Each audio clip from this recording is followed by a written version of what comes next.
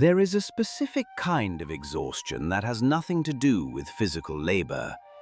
It is not the tiredness you feel after running a marathon or moving furniture. It is a heaviness that settles in the center of your chest.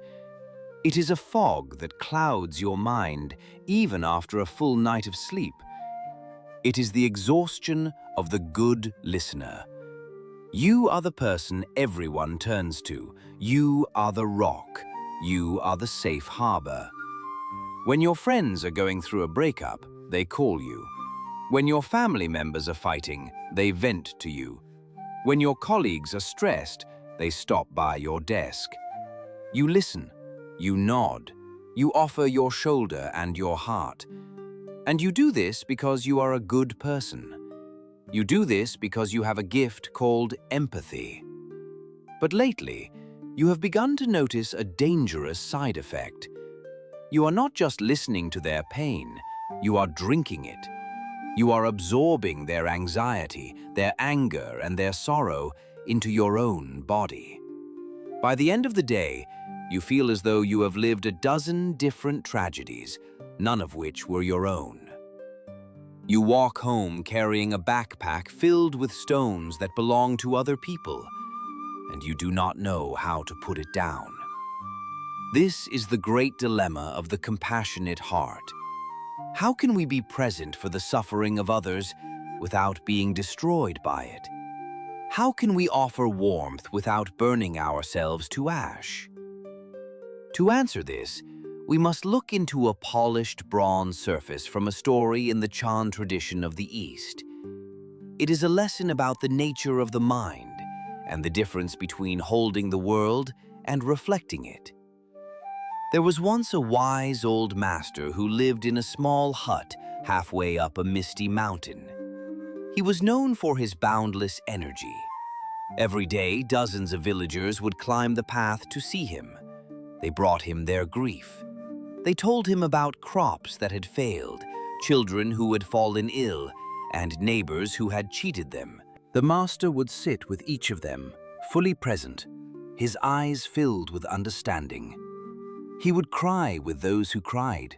He would laugh with those who needed cheer. A young student who had recently joined the master watched this daily parade of misery with growing concern.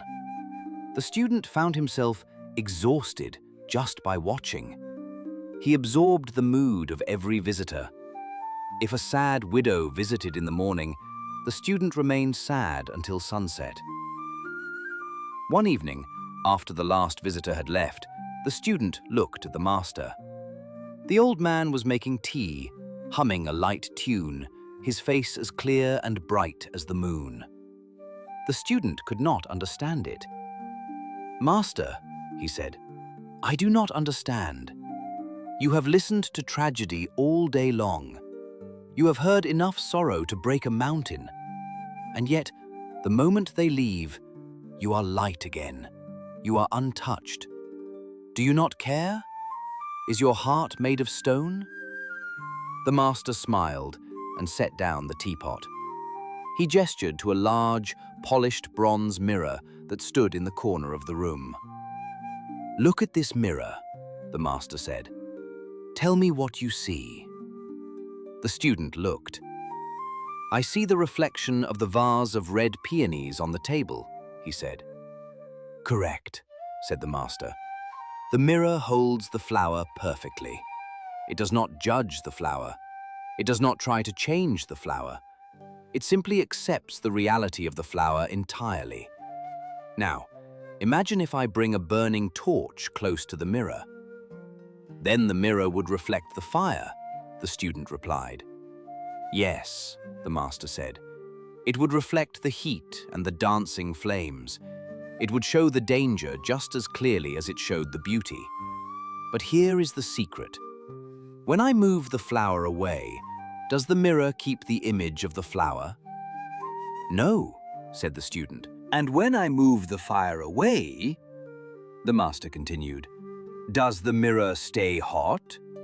Does it try to hold on to the flames? Does it say, 'I must keep this fire to prove I care about it'?" "No," the student said quietly. The mirror becomes empty again. The master nodded deeply. This is the nature of the awakened heart. Be like the mirror. When the world comes before you, reflect it with absolute truth. Do not look away. Do not build a wall. But when the person leaves, let their reflection leave with them. Do not turn your mind into a storage unit for things that are no longer there. The student understood. The master was not cold, he was clear. His ability to let go was exactly what allowed him to be fully present for the next person. If the mirror had held on to the image of the flower, it would not have been able to see the fire clearly. Because it held nothing, it could reflect everything. We hear this story and we see the beauty in it, but we also feel the friction with our modern lives. We have been taught that love equals attachment.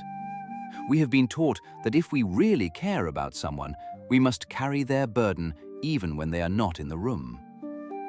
Think about your own life as a mirror. In our current state, most of us are not mirrors. We are photographic film. Light hits us and it burns an image into our chemistry. We store it. We archive it. Consider the therapist who listens to trauma for 8 hours a day. If she is photographic film, she takes those 8 hours of trauma home to her family. She becomes irritable, withdrawn, or depressed.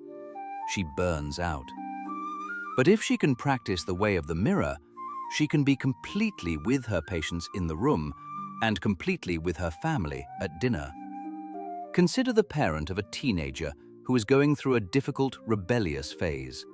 Every argument feels like a catastrophe. The parent replays the yelling match over and over in their head while lying in bed. They are holding the fire long after the torch has been extinguished.